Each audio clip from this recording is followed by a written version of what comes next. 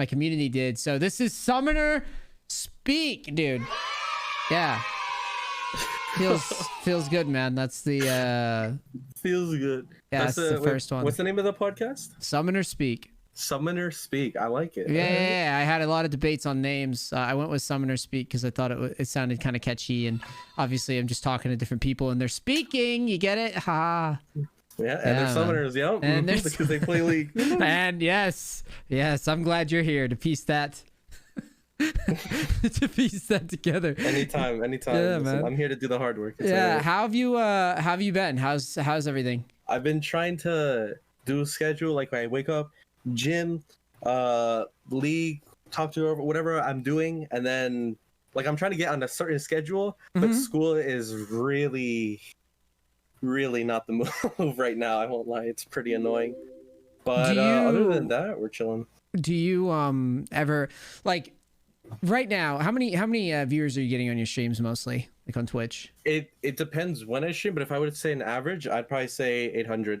See, that's on high elo. Yeah. That's interesting though. So what made you? I'm gonna sound like a bad influence. What made you decide to do school instead of just streaming while it's hot? Right. Pre-COVID, I was averaging say 100 viewers, 200 viewers. Okay. If I hit 300, I would be absolutely insane, right? Pre-COVID. Then COVID hits. I'm in senior year of high school, and I get accepted to some colleges, and my league thing is slowly starting to incline, right? And then what do I do about my first semester? You know what I mean? I'm like, I don't want to give up. I don't want to put everything into league, right? Because this game, listen, I knew nothing. I knew nothing about YouTube. Knew nothing about. I was still trying to like retain challenger. I'm still trying to like, I don't know. There were so many other variables that I was so unaware of. And it's not that I didn't want to make the full commitment because I knew I could, but everything is just so uncertain. I was like, you know what? I'll do a semester, see how it goes. I know if I go with league, streaming, YouTube, whatever it might be full time, I could definitely make it. Yeah, but that was what I was. Yeah. It seems like and you also could. Parents and stuff. Yeah. Oh, parental pressure. I know all about that. In my elder age of 32, I know all about parental. It's funny though. You laugh. When I was growing up, this is kind of an interesting contrast, right? Because I'm obviously much older than you. You're sitting here saying, you know, you were streaming in high school or whatever. When I was back in my day, basically when I was your age, it was I grew up on a dirt road.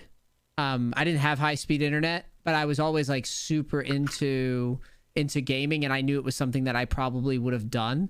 It's just kind of funny now listening to somebody who's kind of in the opposite position where, you know, things are pretty favorable for you. You obviously are good at the game at a young age, just like I was good at like Halo at a young age, right? You're very standout at it. And here you sit and you're like, you can make a living. Do your parents like pressure you to go the traditional route or no? When you say, I would say my parents are not really, they're not the pressure type. They're not the pressure type. I would say if anything, my mom is a little bit more traditional, but my dad was more lenient towards this. But again, this is new to them.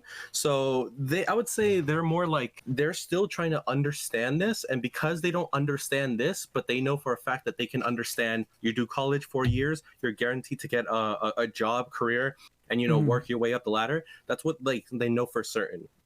So, I see. Yeah, with this, they personally do not have experience with either seeing this thrive personally or have experienced it themselves or can talk from experience. So when they see this and they see that I want to do it, it's like, to them, it's like, what makes you happy, right? Yeah. But we also want you to be successful. So I wouldn't say pressure. It's more like they don't have that experience yet, and they don't want me to go down some bad path. Some weird path. Dude, that's so interesting. That's unknown. Yeah. Yeah, that's so interesting, because when I was in college, I had these, you know, I finished my bachelor's when I was 20, actually. So I had like an accelerated bachelor's. Yeah, I had it accelerated because it was through, the school was called Full Sail, and you basically school like through the summer too, and it's like really it's jam tight. But when I finished college, it was like I came home and all I really wanted to do was like play poker and video games and all this stuff, and my parents were kind of like, well, you know, we signed your loans or whatever, so like try to get a job. And I tried to get a job and it was a pain, and nothing really clicked for me.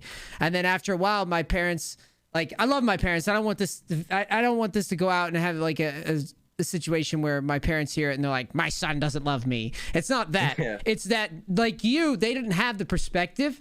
I was talented at video games and I knew that it was something that I wanted to do. But back when I was interested in it, there was really, I mean, Justin TV was like old Twitch, and like there was nothing, there was no frame of reference. So I just looked like a Looney Tune that just wanted to stay home and play video games, right? But I knew that there was something there. So now for me, it's like I definitely see, when I see people like yourself, a part of me just wants to be like that older influence that's like, no man, like, yes, like, no man, like, you have it. Like, I've talked about this with other people before, where it's like, in video games, you know, I could coach people all day. Like, I could coach someone in silver and I could tell them what to do. Everything. But even if they pick it up and they get to like diamond whatever, right? Even maybe if they get all the way up to like diamond 2, you know what I'm about to say. Some people just don't have it. Yeah, like there's a lot of experience with that where people they put a lot of effort. I even felt that with some classes. It's like I can put so much time into it, and then here comes fucking Joe Schmo. You know what I mean? Joe Schmo comes in, barely shows up to class, aces the test. Like teaching. Oh my god, this guy is awesome. This guy's a genius. Yeah. What are you studying, by the way? Right now I'm doing like cybersecurity, so basically computer science and all that. Which is I'm good at, I would say, but it's really not that interesting to me. I'm kind of just doing it because I at least want to put some effort into trying a different thing and then seeing how it is. You know what I mean? Mm-hmm. Like I don't want to just go one thing without exploring a potential other option. So diversifying. I mean, no, that's not a bad idea. And if you do decide to go the streaming route, I mean, you always have a fallback. You know, in case League finally, I don't know. It feels like League is just going to be around forever. I said it like 5 years ago. I thought eventually a new game would come. Everybody kept saying that. How long have you been playing? You must have been playing for a while. End of season 4. So not too long. Yeah. So, but back then around season 4, it was like, well, League's not going to be here forever. Everybody would say that in the industry. Yes, especially when Overwatch came out. I remember all that. Yeah. Every time, every new game, no, I'm never playing League again. Team games, nah, right? And they'd say that shit, and then you're like, now it's still going strong. I mean, it's a little weird right now, and we're going to talk about that because I know I'm talking about IRL stuff. It's a little weird now with, you know, Smurf Q and the vibe, at least on NA. Yeah. It's weird. But one thing I want to point out too about League surviving, I think one of the biggest testaments that like this game will live on was Fortnite. How Fortnite came as this giant conglomerate, knocking League that was like number 3 or number 4 for a longest time. Big names coming into the Fortnite scene. So much is being added onto it, and then you know League just stays consistent, stays silent. You know, we few events here and there, LCS and all that, TCS, whatever it may be, and then what happens? Like a year down the road or something, now League is still in the same spot, and Fortnite, it can change, you know? You're right. You're right. And the thing is, I likened it the other day to this game has all these champions. It's almost like learning a really complicated deck of cards or something. It's like we've got all this, you get all this knowledge and it's kind of hard to just get rid of it. And League is the only game that seems like it has so much complexity. I'll use playing against you as an example. The first few times I've played against you in the past, you didn't have as much macro as you did the later times that I played against you. It was like stuff started clicking for you over time. It was kind of funny because I remember laning against you a couple times like years ago, and it was like, yeah, he's pretty good at GP, but he does some dumb shit. Like he does some dumb things when he's walking back to tower that I probably wouldn't have done. And then it was like a year later, I played against you again, and it felt like every situation, because I was playing Tryndamere versus GP into you, and I think you just got like the times we played. It normally seemed like every time we played, you just got a shitty team. It's like you would be playing really, really well, and you would just have bad luck, which is the GP situation, right? Adrian knows all about that. Every single time he has a terrible time in lane, can't play the game, and then what happens? My bot lane's 0-20. Yeah. Yeah, that's the classic. And I remember one time it was like you had to get back to tower, but the jungler was like zoning you off. And this is like my memory of playing against you. The jungler goes to zone you off, and then you wrap around like through red buff and like try to like cheat into like XP range. Yeah. You know exactly what I'm talking about. And I was like, this is how you know this kid is evolving so fast. It's like he never would have done that the first time I played against him, but now he's like super sneaky and clever about it. And then I have to say, well, actually, you know what? I'll ask your opinion. Is it you or Tobias is the best GP? Okay. Here we go. I feel like okay. I'll give you my opinion after. Yeah. Okay, I'm gonna answer this extremely because I don't think I've ever given a full answer to this in like years because when you get asked it every single day on every single stream and then it's in your YouTube comments and everywhere, dude, I won't lie, it gets to you a little bit, right? I'm like way past that now, but I'm like, yeah, it's up for you to decide, whatever. But I am definitely better. I think Tobias Fate is I think he's actually good mechanically if you give him certain win conditions to meet. I think I'm a similar way and I excel just a little bit more in terms of that. But earlier on, the guy, from watching his gameplay, he plays extremely slow Gangplank wise. He plays in terms of reactions to either how the wave is or how the jungler is or outside conditions, or even the lane state itself. Like I've seen him play versus like Yasuo's, and his mind blows up when they dash 3 times in a row, like when they're doing some fast combo. His mind, he just like stands still or he doesn't know what to do in that moment.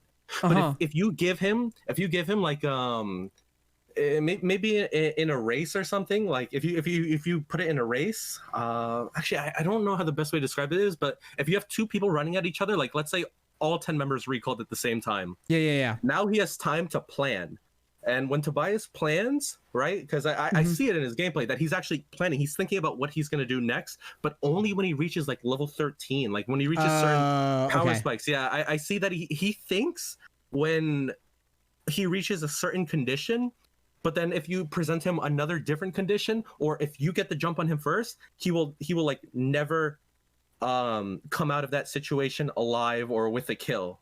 I see what you're saying. When I watch him. Yeah. Okay, interesting. But, I want to give Tobias a little credit because I played against him. Basically, I've been coaching. I mean, I've been coaching just so much. I have my site and I'm filling up like 3 lessons a day standard most of the time. And so like I haven't been able to play. I played against him recently and I saw that he made Challenger this year. And I played against him and he played GP into Tryndamere mid. He went Ignite and he actually beat me, which is the first, because I can't even think. It's been like years since I've lost a lane to Tobias. I was like, holy shit, he's actually playing like really, really well. Like he went Ignite. To be fair, I think you play mid too, right? Quite a bit. Yeah. I think that like that matchup is a bit GP favored early on. No, I mean, like, what can you do? Yeah, like, it's brutal.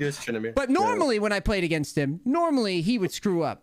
But he played really solid that game. So I don't want this thing to sound like I'm just trashing on him, because I was actually impressed. Because I was I was just chilling off stream playing a quick game, and I was like, wow, he's actually playing well. I've never seen him play this well. So I don't know if it's like he's kicked into gear a bit, because for the past few years or so, it's normally when I see him, it's like he's in Diamond 3 playing whatever weird ass music, doing like a Lowy support or some shit. I don't even know. You know what I mean? So it was kind of weird to see him play. But I agree, by the way, what you say. And just in case the comments try to hate on you. Let me add an extra comment actually here before I did pay props to him on Twitter, by the way. And I actually got into a Discord call with him like 2 weeks ago when we were in a game and we were just vibing. It was the first time we got into call. We were just chilling, some banter. We were just. It's fine. Like I think the guy is great. I think he has a better personality on stream than I do. Definitely, that guy is pretty funny to watch. I won't lie. But that's why I think another part of this that most players don't see is the fact that he plays mid lane. Mid lane GP versus top lane GP, I would say, is 20% of the effort. And I say that as someone who plays both. I can play mid GP. Like, I think a diamond player, you could put them in a GM game if they're playing mid GP, and they will probably perform because there's so many GP favored matchups, and the fact that you have so much kill pressure, it feels so easy. Yeah, it's a lot easier. So, and you have like a controlled, this is what I mean as well. When you play mid lane, you almost have an isolated lane. Like, yes, you have to rotate to crab. Yes, you have to do certain rotations at certain times. But I would say more often than not, you're almost guaranteed a 1v1 lane. And GP doesn't lose that, especially with Ignite. Like, yeah, it feels like training. It feels like training wheels when you play GP mid lane. Whereas GP top, you have to worry about so many other conditions and freaking minions. The minions are your biggest opponent in the top lane. Yeah. It's not the jungler. It's not the enemy top lane. It's those minions. Did you just solo kill that guy? Nice. Do you have more minions on your side than he does? No, because now he's gonna freeze the wave. His jungler support's gonna roam top lane. You're dead. You don't know what to do, and you're kind of just left in your island while your jungler plays bot side. You were talking to me on when I was smurfing or something, and we bump into each other at high elo sometimes. We were talking, and you were talking about how like wave management is just like everything on Gangplank. And I thought that was so accurate because I never feel like I get punished for wave management errors as fast as I do if I screw it up on Gangplank. Do you know what I'm saying? Yes. It's like an instantaneous like fuck you. Like if you mess it up and it's like, say for example that you don't freeze when you're supposed to freeze. Like you will literally just you'll just int the game for your team. Like the whole team will just lose because you screwed the freeze up or something. With other tops, it doesn't feel as bad. Like if I play Tryndamere, like I could do whatever I want with the wave. Like I could freeze the wave in front of their tower on purpose. I could freeze myself on their side, and it wouldn't matter because I'm Tryndamere. I don't give a shit. I have Ghost. Like with GP though, it's like you have to lane kingdom. Yeah, you have to lane kingdom. Yeah, I think it's literally if you don't play to almost like 90%, 100% in top lane, you're probably gonna lose, honestly. Yeah. Like I feel like especially on Gangplank's not a 1v9 champion. I would say he's a 2v8 champion. If you just have one other, literally, if you, I just tested this out with another player. I was playing a mid lane account. It's 91% win rate, Diamond 4 right now, right? And you could say that it's like duo abusing or something, right? But I've done this solo as well. Like, and we're playing in like Challenger MR since like 20 games in or something. I don't know. It's so weird. It's so bizarre. Like if I just have that one person in all the games I played on GP, if I just have one person who I can rely on, we will probably win that game. But if I don't have that one player I can rely on, and I'm like, it doesn't matter if I'm 10-0 or 15-0, I have to freaking bust out the sweat. What are they playing? What are they playing to duo? Either Karthus or Lilia. Interesting. So, yes. I played Gangplank mid. He played Karthus, and it's so weird. It's just having one player you can rely on. And by the way, before this duo, I didn't talk to this guy like at all. By the way, like we straight up we played a few flex games together, but we weren't like really friends. You know what I mean? And during this, we kind of kept it a little bit businessy. You know what I'm saying? Like rotate to this, rotate to that. You know, we had a good time here and there, but it was all like business. It's just having that one player you can rely on. It's so, I don't know how to emphasize it more other than like just I don't know how to emphasize it other than you don't have to worry about a certain thing because this one player or whatever. Oh Jesus! No. This I just want to show you this. Go ahead, finish your thought before I say this. But yeah, I think Gangplank's not a 1v9 champion. I think he's a 2v8 champion. If there's that one player you can rely on, you could probably win the game. Yeah, this I wanted to, because I normally run people's content in the background, right? Yeah. When I do these, but it's stuff like this with you, because I was never. It's kind of funny because I feel like I'm the opposite of you. When I learned GP, I learned him. And then I went to Korea and just grinded with him on the Korean server for a while to get pretty good at him. And it's interesting because I feel like I learned to carry through macro before mechanics on this champion. I very rarely triple barrel. I like never. I can't even think of the time I even do the fucking one part combos. Like I never do them. Period. When I was at like whatever peak with fucking Gangplank that I got to. But like this play right here, like I have never this play isn't even an option in my arsenal. I never do this. But this is so like, to me, I see stuff like this and I'm like, it's not worth me playing him. You know what I mean? Like, it's not worth it. Like, this is such a good play, and that's why I wanted to highlight it just for YouTube. It's like, to be able to do this in, I don't know what elo this is. If this is some Ring Masters. So this is D1 Masters. Yeah, Masters D1. So yeah, it's like to do this. This is a game-winning play, right? With Gangplank, and this type of play, yeah. And this is a move. I will never make this move. I don't think I ever make this move.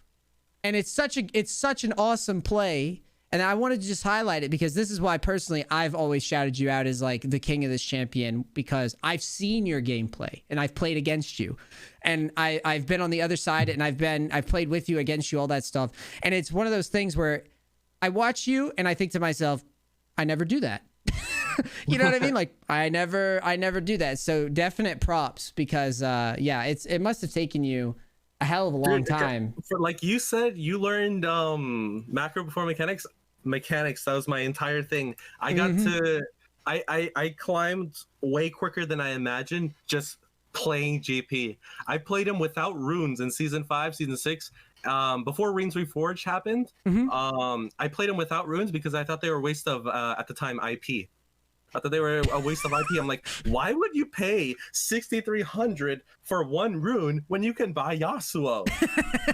That's what. Oh, this is a good game, by the way. This is a very good game. But that's literally what I was thinking the entire time. I'm like, why would you do that? So for the longest time, I reached Platinum 1 without using runes. Yeah, that's wild. Yeah, and I got stuck in D4 for like 6 months because I didn't know any macro. All I had was mechanics. So even if I made so many good plays, it didn't matter because I sucked at the game. Yeah, I sucked at playing the game. What would you say? Like, what was the turning point for you? Like, when was the moment where you're like, wow, I gotta like figure this out? I spammed a lot of games and I found no progress, and I was just like, this just feels terrible. You know what I mean? Like it just feels bad losing every game. Like if you play like 10 games a day or 15 games a day and then you go even or you go down, it's just like the worst feeling in the world. And at the time I was like 15 or something, and I'm like, this sucks. So I didn't even VOD review myself. It's weird. It's actually a good question, because even I'm right now thinking about what the turning point was. Yeah, I mean, okay, let me give you a more accurate example. Like, I had moments where I was getting I finally broke into like high-ish elo. It was back before there was I believe it was like I don't even know if there was a Grandmaster tier or whatever the hell it was. I forget what it was. No, it's probably just Masters. Yeah, like top 800. And it was like I was playing good people, and I started getting dove over and over again. I was playing Tryndamere top back in the day. Like, so I went from like Nidalee mid to like Tryndamere top, and that was like one of my first ever like main champions, right? And I started playing high elo, and I just started getting dove, right, by junglers and top laners over and over again, just getting dove. And it, like, I got so pissed off about it. That was when I started like going in and actually like staring at replay, like VODs, because I was so tired of like, why am I getting dove? What's happening? And then I started figuring it out. It was like, oh, you're just taking a bad trade at a bad time when the wave's pushing. So they just see it and they go right for you, right? It was that moment of just like, oh, that's what that guy's looking for at this level. Like, he's actually just sitting up there while he's farming. He's staring at me, waiting for me to make that mistake. And he'll just path to me in a straight line. Obviously, back then, the game was different than it is now. Yes. Yeah, right? Yeah. But it was that moment where I was just like, I'm dumb as fuck at this game. Yes. Okay, I was going to say, because the entire time that you were talking, I was thinking, I remember telling myself, you know what? I suck. Like, instead of egoing it, I just said it. I should have said it. I said it. I won't even lie. I said it out loud. I know I said it out loud because I wanted to make sure I believed it, that I sucked. Like, I sucked, but I don't want to keep sucking. You know what I mean? So to stop myself from sucking, I actually thought about everything I did. Every single click, everything I did. I'm like, what am I doing? What are they doing? I need to understand it. Even if they were holding the wave, I was like, how did I let this happen? What is happening right now? I don't know. Like, it was before like understanding like what a freeze even was. You know what I mean? Yeah. I'm like, I just stared at it and I'm like, what is happening?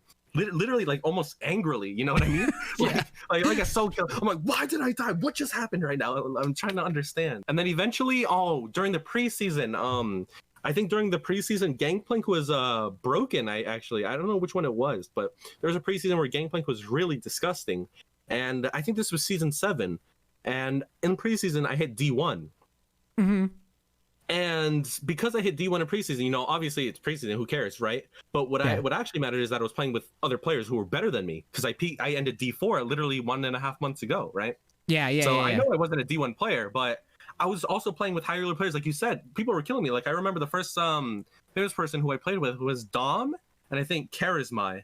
And I was like, oh my gosh, these guys are gods, dude. That's literally what I was thinking in my head. These guys are gods. These guys are like challenger. This guy's a pro player. This guy plays like, whoa, these players are so insane.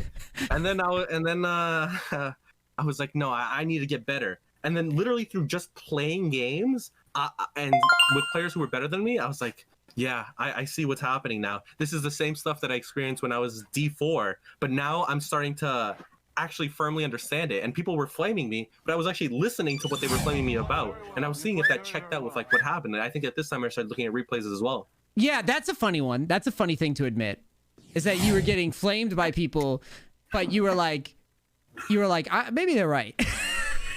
Yeah. You know, like maybe just for a second they might actually know what they're bitching about.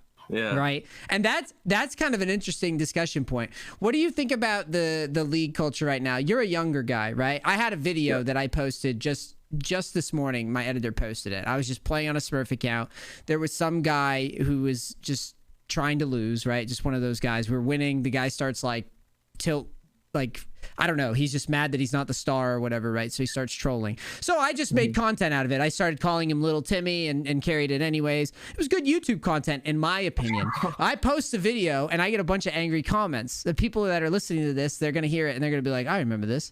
But like, I'm sitting there thinking to myself, like, I can't relate to somebody who queues up to play, and when they're faced with adversity, they want to instantly go up. Yeah, like in this case, the guy was gonna win the game regardless of whatever happens, right? But he's just mad, like I said, that he wasn't the star of the game.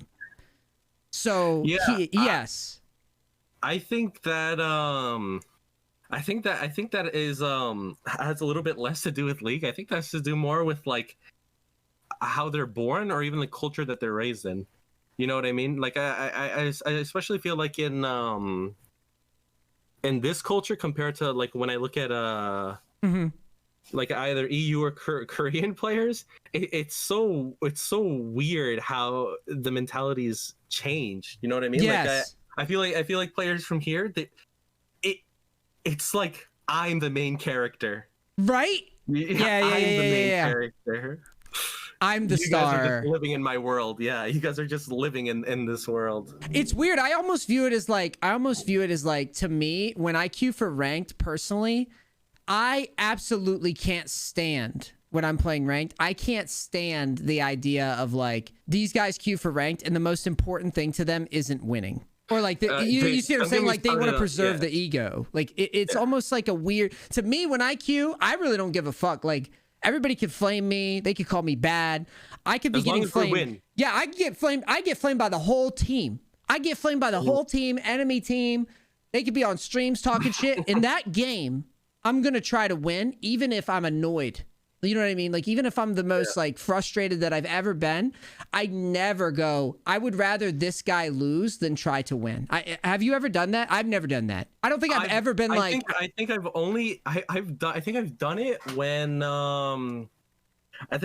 when there's this one guy who causes so much pain for everyone in the game. I mean, like he takes a guy who like, for example, in this region, I feel like this happens a lot with junglers and supports who carry this mentality, where they will just, if things don't go their way, they will carry that hate towards thank you.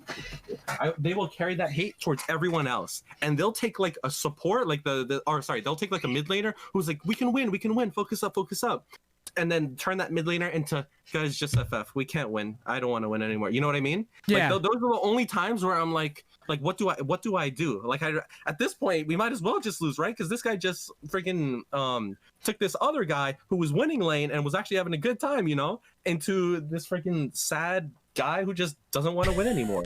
Like, it's quite literally the most toxic. I don't know, it's weird, but I'm sure that I've done it on a few occasions. Yeah, because I have this fascination with it, because I've always been I've been almost like what's the word that I'm looking for? Almost like religious about it. Like I can't relate to it. It's like that's how I feel. But I almost feel like when I play League, I know that this isn't true. But I almost feel like I'm the odd man out, right? Like when I play League, I feel like, why does no one care about winning as much as I do right now? That's normally how I feel. At least when you bump into that person that swings the outcome of the game, because in your mind it could just feel like it's everybody, but in reality it only takes one person out of 5 to have that mentality, like you say, where they want to lose really bad, and it's like you can't stop it at that point, right? It's just like an inevitability. You're probably going to lose. I feel like the only reason that I personally don't just dodge all the time is because I'm streaming. When I stream, I'm like, yeah, I'm gonna just play everything. I don't give a fuck. I mean, I have to coach in 45 minutes. Like, I don't give a damn what the matchup is, as long as the guy's just not like blatant, like 10 losses in a row or something like that. I'm just gonna get out of the way of. But do you feel like it's just an impatience thing with you, or do you legitimately just like, is it an optimism thing? So in terms of challenger, I look at players, so it's an optimism thing. Even if the comps looks bad, if I have a player, if I see like if I'm playing mid lane and I have Revenge top lane, I'm like, you know what? Me or Revenge crush it, I'm sure we'll win. I don't care what their comp is. I'm sure we'll win. If he crushes it and I crush it, we're good. If I have Tactical on my team, all right. If Tactical crushes it and I just like perform slightly, you know, if I play to win, I'm sure we'll win this game. As for the impatience thing, I think that used to be the problem, not anymore, because I really don't want to waste time. I really want to play games that are at least, at the very much, hard. I don't want to be playing these impossible games. I see what you mean. I don't want to be playing impossible games where I have I just recently played against a Sona top lane with TP Ignite Grasp. You know what I mean? Like that's an impossible game. I don't know why the enemy team didn't dodge it. But in terms of dodging, for other people, not just like for other people, dude, it's weird. It's like I think dodging is necessary, but not because dodging is necessary, if that makes any sense. I think dodging is only a necessary thing because there are other wrong things in the game. One of those examples is autofill. Look at this play, dude. Hold on. Okay. Have you seen this video before? No. This is the same. This is literally the same situation that I was just saying. Like, I landed like 3 1 parts here. It was I mean, this nice. is so. Like, that's not, like I said earlier, it's just not my arsenal of moves on this champion to do this. This is a game-ending. It was a game. It's a game-ending. That's what I'm saying. That's 2 games where because you use this combo that I like never use, you actually just straight up end the game. Oh, go back like 15 seconds as well. Go back like 15 because I do the exact same thing and I I saw it. Yeah, I saw it. Yeah. I stopped it because generally the only reason I get super hyphy on these is when they result, right? People do them all the time and like I see them and I'm like, oh, big deal. Right? That's normally how my brain works. I'm sitting here like a bitter old, like, because I used to play this champion a lot. I'm just sitting there like, big fucking deal, dude. You do the 1-part combo. Enjoy your loss. I played Tryndamere. Right? Like, I don't fucking care about your shitty fucking combo. Right? Like, that's literally how my brain works. But, like, if you did this to me in a rank game, I'd be like, okay, he deserves to win. Whatever. I fucking suck. Right? Like, that's how my brain would work. Like, if you did this behind tower, like that position to behind tower to hit 3 people like this, I just roll my eyes and be like, okay, whatever. He's the king of that champion. Bye. Can't express enough. Like that's why I stopped your talk because I really want to highlight it because I do believe there's not many GP players that are worth the shit, dude. Yeah, no, I feel you. I just noticed I pinged myself. I must have felt so good in that moment. I must have felt so good. Yeah, you were hyped about it. I mean, it's a good play. It's a good play. That's how you know that I've played this champion though. Yeah, it's because it's because it's one of those plays that I know how difficult that is to do. I also know how difficult that is to do versus these caliber players. All the things that lead up to 24 minutes, you've got 200 farm, the people that you're playing against, the people that you're facing, and to be able to do that combo versus them, I mean, it must feel good because you put in so many hours to learn this champion, and you've shrugged off all the haters. Like me, dude, I left. I was like, you could have this champion. Adrian's like hating on you. I was hating. I I can't imagine. There's just so many hours that you must have spent. But other champions, other roles are just better. I agree. Even though GP is better, I think other roles and other champions are still just better. You know, like it's like how much can you inject into a champion, right? When you at that point you're just like injecting a corpse. Like you can give GP all the buffs, right? But a lot of other champions and other roles will still be better. I think I've always viewed GP as a as just a consistency type of pick. And I mean that's why the win rates with him are always just kind of capped, right? Like a perfect GP only gets X win rate.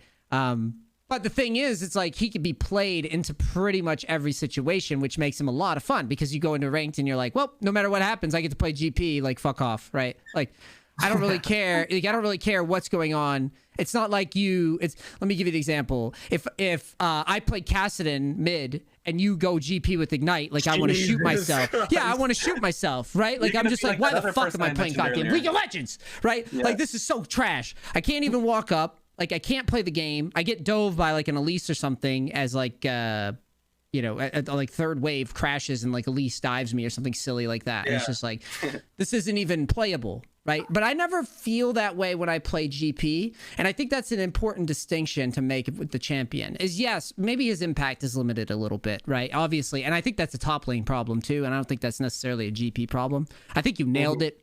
Top lane is just, it's a weird role because it actually, top lane is magical when you're facing people that you're like 10 times better than.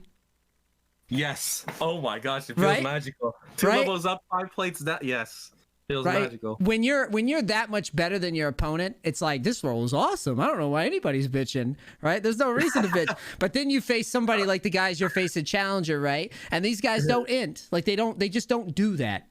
So it's really, really tough for you to actually get like a lead. So the rest of the lobby, you know that meme where like Squidward's peeking out the window? And like SpongeBob and Patrick. SpongeBob and Patrick, yeah, that's how I feel like when I play top, and then I feel like SpongeBob and Patrick are like the support in jungle. Yeah, right. They're participating in every single play around the map. They're having fun together, even if things go bad. They're going down together. And then you got the top lane. Like I'm just pressing R every now and then, but like I don't. I'll tell you right now. I'll tell you right now. I like all the times that I've played this game. I feel like top laners. And this might offend some people. I feel like when I play against a good top laner, I know that person and this is going to sound really, really cocky, but I know if I play top, I face a good top laner, I know that me and that guy are the best players in the lobby. Just because of how, and you already talked about it, so I know I don't sound like that big of a douche. You were just talking about how hard it is to play the damn role, right? I play Tryndamere mid for a reason because I want to just play on autopilot. You want to impact, yes. You want to impact everything, and you want to, 20% effort, way more impact. I could play Tryndamere mid. I could spin on somebody's, I could spin on somebody with Tryndamere mid, bonk them on the head, and walk away. I could play Nocturne mid and shove the lane and run around and have a grand old time. Right? Nocturne. Yeah, and I could do that. I can do that. But if I go to top lane, I get some, if I get some skill player, right? Who like never dies. I have to deal with that. Or they neutralize you with the matchup. Or they go, I play Malphite. I play Cheese Wheel. What are you going to do? Right? And it's just like, you're right, Malphite. You're just a better player than me, I guess. But even that Malphite in like higher elo generally knows how to not like just run it down. 20. Yeah. And that's even frustrating. Then, but just by picking Malphite, the enemy jungler is thinking, well, I guess I'm not going top lane ever. and the enemy supporter is like, oh, never going to roam top lane ever. Oh, that guy is like a 500 health or 400 or something. Nah, that's a Malphite. Let's leave him alone. Yeah, it just like changes the entire way the game is played. So I wanted to ask, did you feel that the removal of duo Q helped for you? Yes. Okay. I wanted to get your, I didn't want to like try to downplay your accomplishment or anything like that. That's not what I'm saying. But I did see a lot of people. I've seen you make Challenger before. We were just talking about Tobias. I haven't seen Tobias make Challenger in forever. So I have you know what I mean? And I've seen a lot of goobers making Challenger this year. A lot of goobers that I know weren't very good goobers when I've played with them. So a part of me is like, did that duo removal change the game that much? And I was wondering your opinion on it. I think, okay, so I think it actually did. I think it changed the closest thing that you will have to competitive League of Legends in terms of like actual like pro League of Legends, because those two players will usually try and direct the rest of the team. And I think every player in the game also recognizes that. Like, if I have Sven and Vulcan on my team, I'm thinking, hey, leave me weak side, all right? I'm fine. Trust me, I will be fine. Just help them out, and we will win the game. Straight up like that. I will not end the game. I will make sure I will give up 50 minions if it means that I don't die, and Sven and Vulcan can hold hands together and frolic in flowers, man. They can go frolicking, man. But now, if I have Sven on my team, I'm like, okay, well, who's the support? You know what I mean? Like, okay, this random guy's the support. He's GM. He's like a Lulu Thresh player or something like that. Thresh is, and he's like picking set right now. It might go good with the champion Sven is playing, but like, it's just more solo queuey. You know what I mean? It's more random. But that's a good thing, right? For solo queue, I think it is. It's weird because I feel like when duo queue is a thing, it's like the closest thing that you get to like true challenger, if that makes any sense. Like where the game is being played somewhat properly, but like that also contradicts itself, because the second you see the duo, you're thinking to yourself, all right, we got to put everything in our power around this duo. Like end of season last season, Dardoch and Revenge were doing.